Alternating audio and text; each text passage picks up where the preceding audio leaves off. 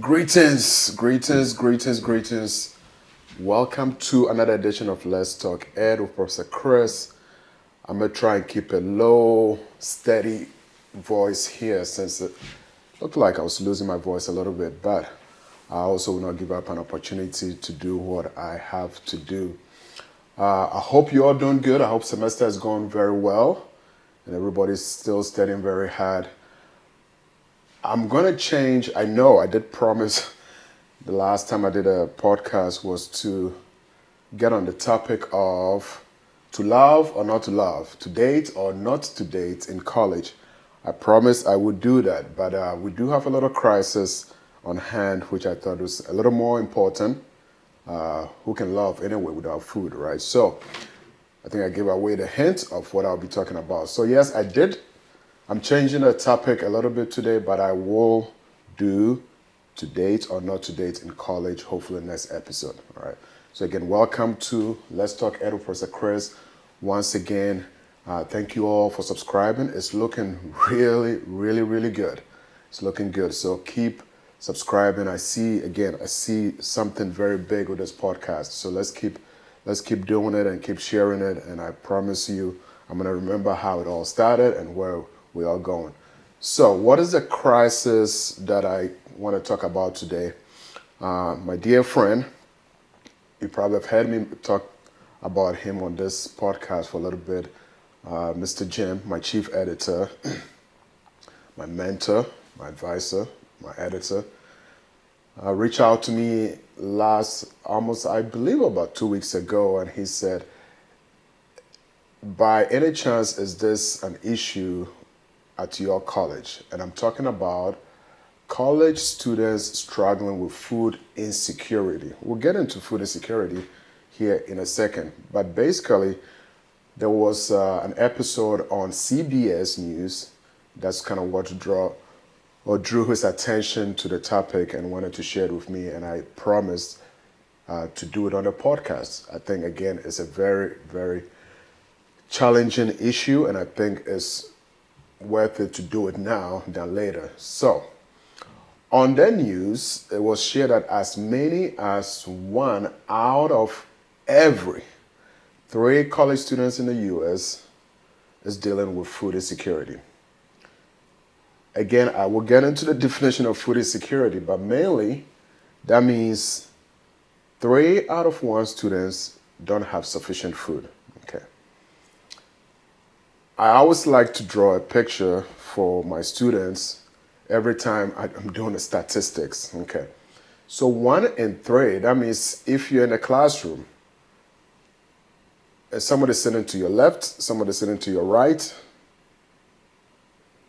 counting yourself being the third person, or let's say somebody's sitting in front of you, right in that little circle, one of you or one of your friends is having problems with food insecurity. So, again, great topic. Thanks to Mr. Jim again for bringing this to my attention. Let's get right into it.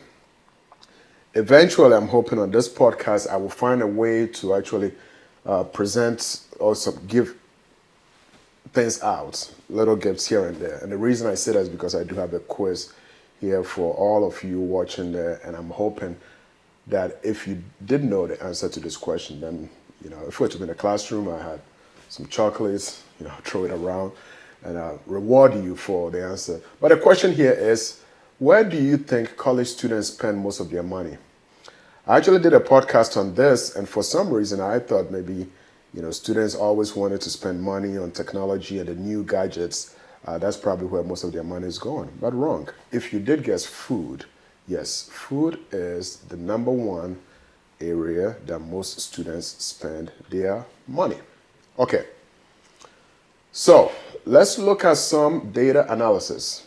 I also, by the way, already did this on my very first podcast when I did interview Miss Wendy, the nutritionist, to provide students with different suggestions or different ideas on how to save money on campus. But today, we're taking a deep dive into this topic. So here are some numbers. College students spend an average of $547 every month on food. Okay, so this can include groceries, restaurants, meal delivery service, what have you.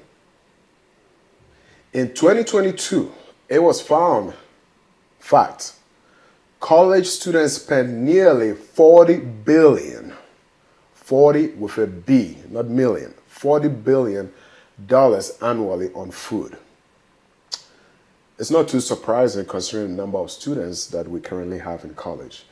Campus meal plans cost an average of $563 each month, and on an average, students spend $342 eating off campus every month.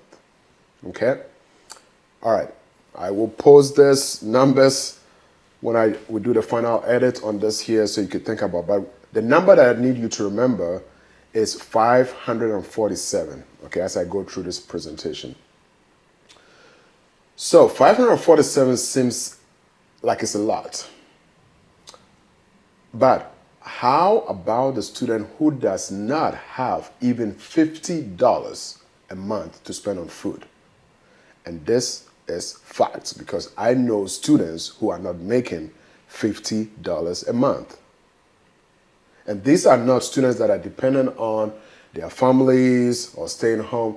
These are students that are day-to-day taking classes but do not have $50 a month. So how are they surviving? How are they getting food to go through college?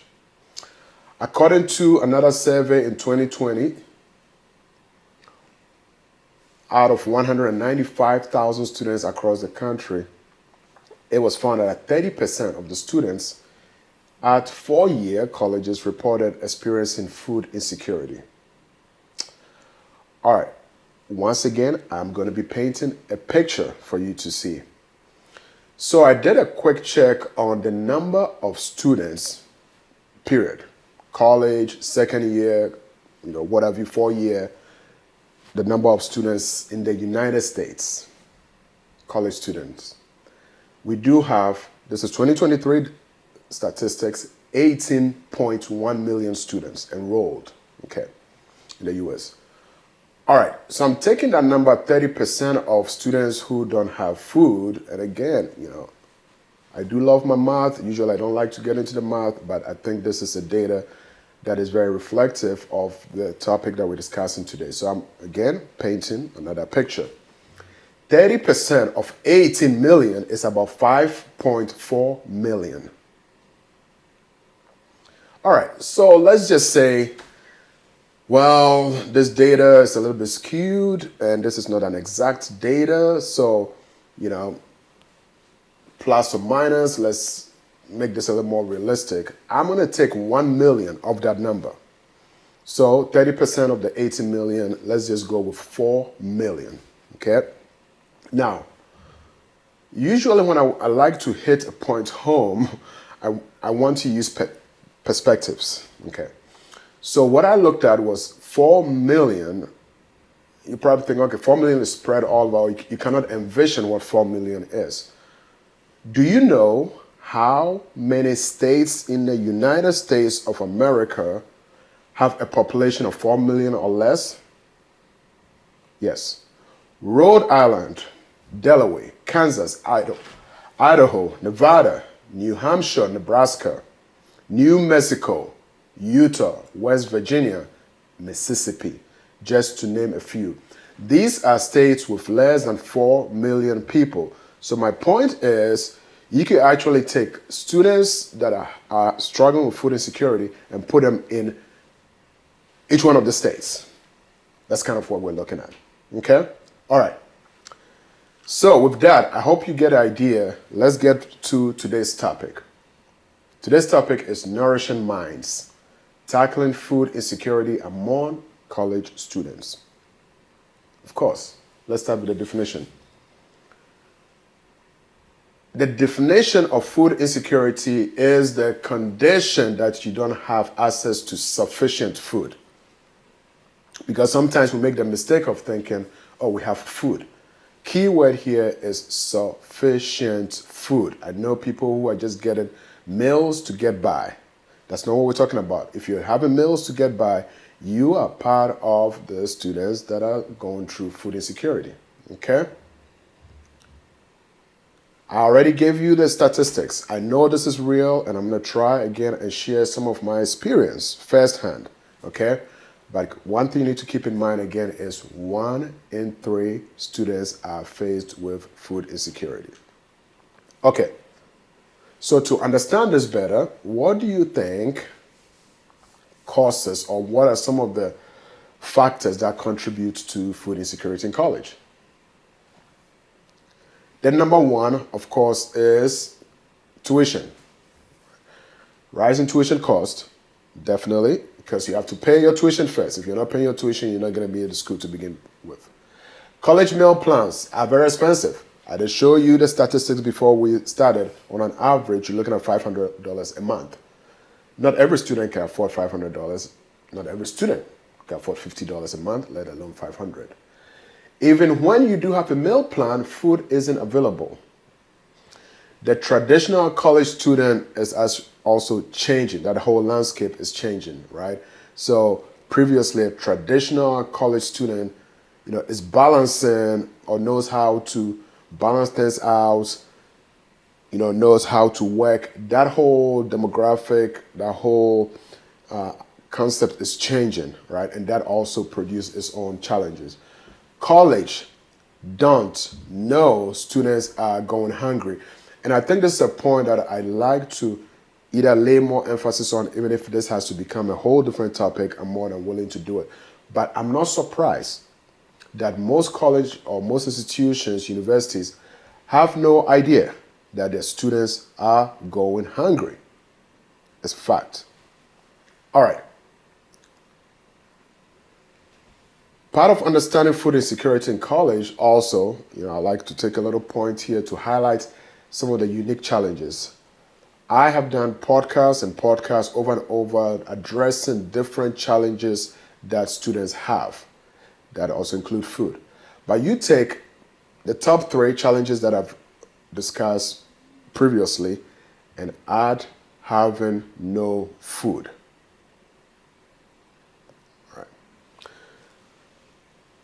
When I saw this, one of the reasons I, again, decided that this was a topic that needed to be tackled immediately was because I see it with my students.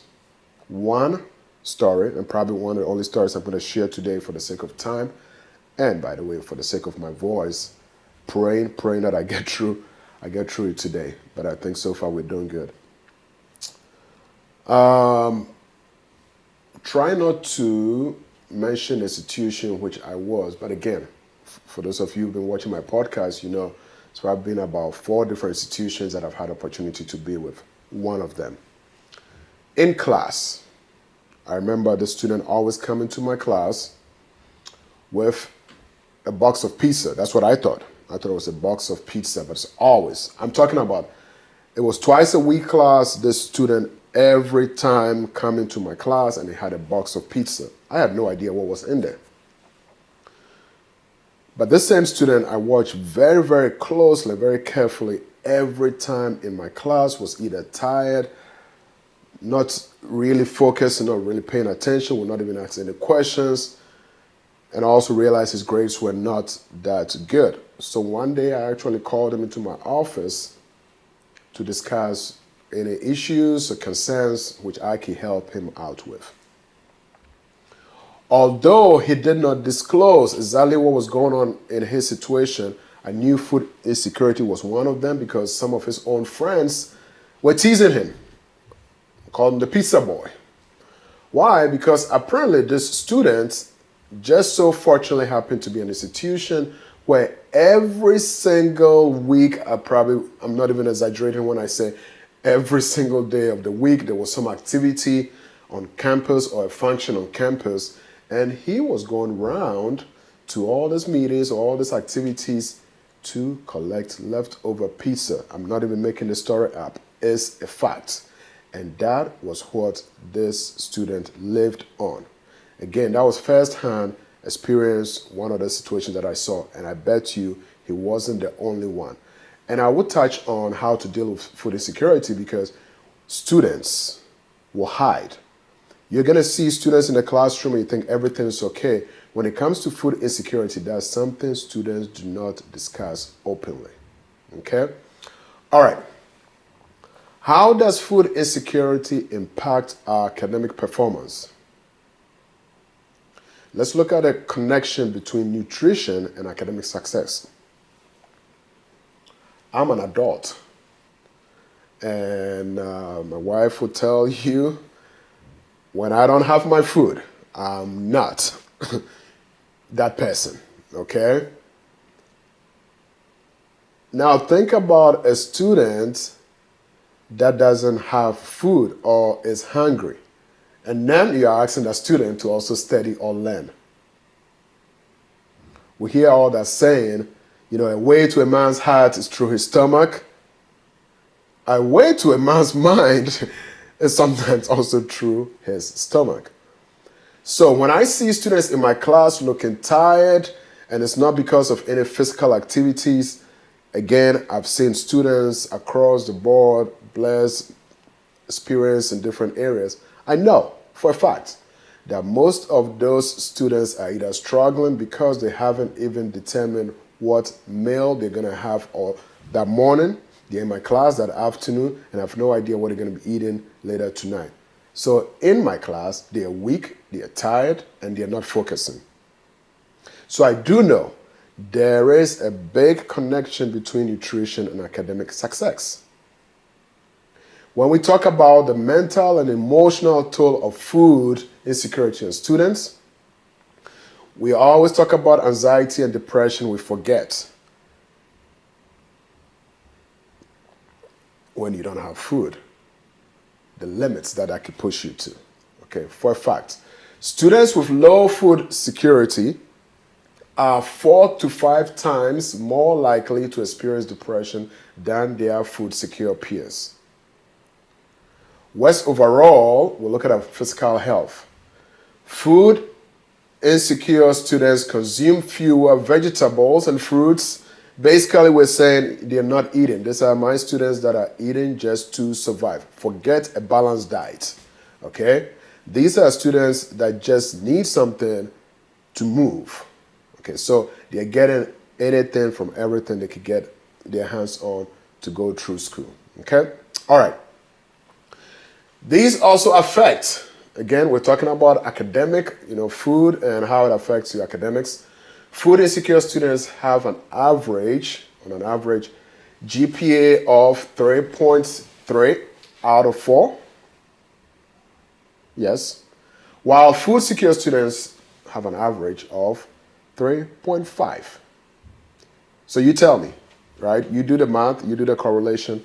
Hopefully, you know, based on these numbers, that there has to be a way in which food insecurity affects students. College students who are food insecure were less likely to get a bachelor's degree than those who were food secure. We're talking about 21% versus 36%.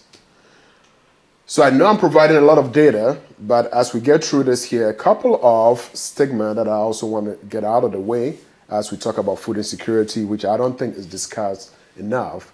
So let me go through some of the myths here. Being an international, and I know a lot of international students as well, there is this concept in the United States of America that there's no hunger crisis. There's food everywhere. Yeah, other countries are faced with hunger or when it comes to food, but not in the US. Fact, 44 million people face hunger in the United States. So 44 million, that can include a lot of our college students. So let's get that out of the way, okay? Here's another myth. People who face hunger in America are typically experiencing homelessness and unemployed. As I mentioned, my students, most of whom, by the way, are not homeless, most of whom are working, are still faced with that. So the fact that if you have a place to stay and you could get up in the morning to go to class, that means you should not be facing food insecurity or hunger is also very false. Campus food banks, which I will get into, we assume that is solving all the problem, and it's not. We probably need more food banks on our campuses than we think, but definitely just having a couple on campus is not solving this issue. So let's see how we can address that. And then I also like this myth which says if students cannot afford college or university, then they shouldn't go. What you're telling me is let's deny students their education, let's deny students their potential life opportunity because they cannot afford college. I believe there are a lot of programs that knows very well that college is very, very important in every student's life, so provide that opportunity. So let's debunk that myth immediately. Students don't know how to budget. They always have money for extra, but not food. While I will agree with you that students probably do not know how to budget, I think every student knows that food has to be first. So I also disagree with the second part of this myth, let's call it that way, that they don't always have, students have money. No, I believe if a student in college who is matured enough and needs to decide between getting a loaf of bread or getting a new gadget, I do believe 100% they will make the right decision. So again, I disagree with that myth. Last but not the least is that it's not the government or campus job to make sure that all students are fed. I also disagree. I think the government knows this and the government tries its best to help. And I also think the campuses know that they need to help students with food insecurity. Okay? So, a couple of stigmas that we debunked here. I think moving forward, we need to also encourage conversations to reduce the stigma, as I'm just doing here. And we need to share some success stories on individuals who have overcome food insecurity in college. Very quickly, the very few that I know that have been able to kind of get out of this is finding ways and opportunities where food is available to either work in or provide some support to get some of those food. Okay? All right. So, let's talk about the resources that is provided for students to kind of help with the situation. SNAP. I must admit, I just recently heard about SNAP. SNAP is Supplemental Nutrition Assistance Program, which provides food benefits to low-income families to supplement their grocery budget. Very, very good program. It's also available for students. So please do research this area, and most campuses provide this opportunity for students to know. A lot of campuses are also expanding and destigmatizing food banks, meaning, once again, you're not going to have students, by the way, going to food banks, you know? It's just something, I don't think necessarily pride, but just students just not wanting their friends knowing that they don't have access to food. But I think now people know that you can supplement, right? You see students now engaging in food banks or food pantries, which I think is great. And there's no shame in that, by the way. When you're hungry, you got to put everything aside and just do what you have to do. And also, I think there are some local grocery stores that are helping with food deserts, to make sure that the food available. And of course, most of you know about Pell Grants Awards. Most of you don't. But Pell Grants Awards are for low-income college students who complete their free application for federal student aid, also known as FAFSA, which is not making good names recently. But, we need to advocate on how to increase Pell Grants Award to students.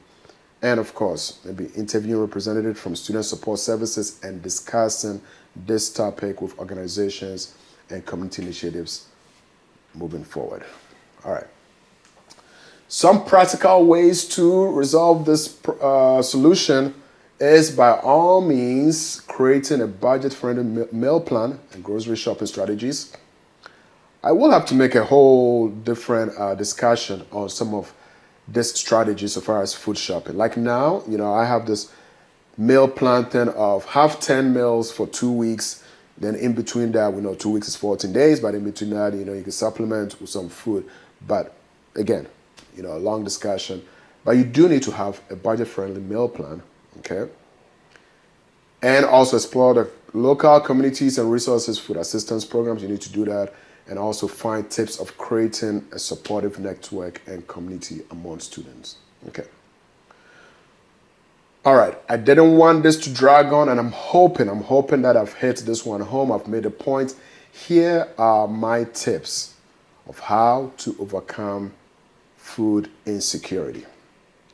If there's any advice that I have, the first one would be there is no shame and should absolutely be none, no shame whatsoever when it comes to food. I have encouraged students to work in the kitchen and it's paid dividends. Put all your pride aside, work in the kitchen. There's different ways and different opportunities. You're gonna get discounts on food. When the day is over, you are able to find food that you could preserve, okay? Also, volunteer at the food pantries, which provides food. You're there. You know what is going on. By all means, you're not collecting food for yourself, but it is strategized. So, those who need food get food. If you're working there, you're able to have access to food, okay? Work at food places, grocery stores, restaurants, what have you. These are all different opportunities that can help you with any form of food insecurity. And the last but not the least, my favorite, is learn the science of leftovers. What do I mean by that? Right now, the general rule for leftovers is you need to find a cold space. So it's the fridge, the freezers, and that's good. You need to learn how not to throw food away, but preserve food very carefully that you can use over and over again as a student. This has to be a fridge in your dormitory somewhere. This has to be a fridge in a common area. You just got to be a little more careful in those common areas where you preserve your food because your own friends are going to eat them or people might mishandle them. So these are some of my tips for when it comes to food insecurity. Okay. Well, thank you all once again. I think we got through it. Thank God I was able to get through this podcast. I hope I drove the message across. You cannot go through school with an empty stomach. So whatever you can do, please go through the tips that I shared. Thank you once again for listening. Thank you for sharing. Stay tuned. My time is up. But once again, don't drink beer, but live beer, right? Live beer. Balance, eat well, exercise, and rest. Don't go hungry. All right. Find the different ways to feed your stomach and feed your mind so you can get through your academics. Next week, I will see you all, and maybe we'll discuss to love or not to love, to date or not to date at college. All right.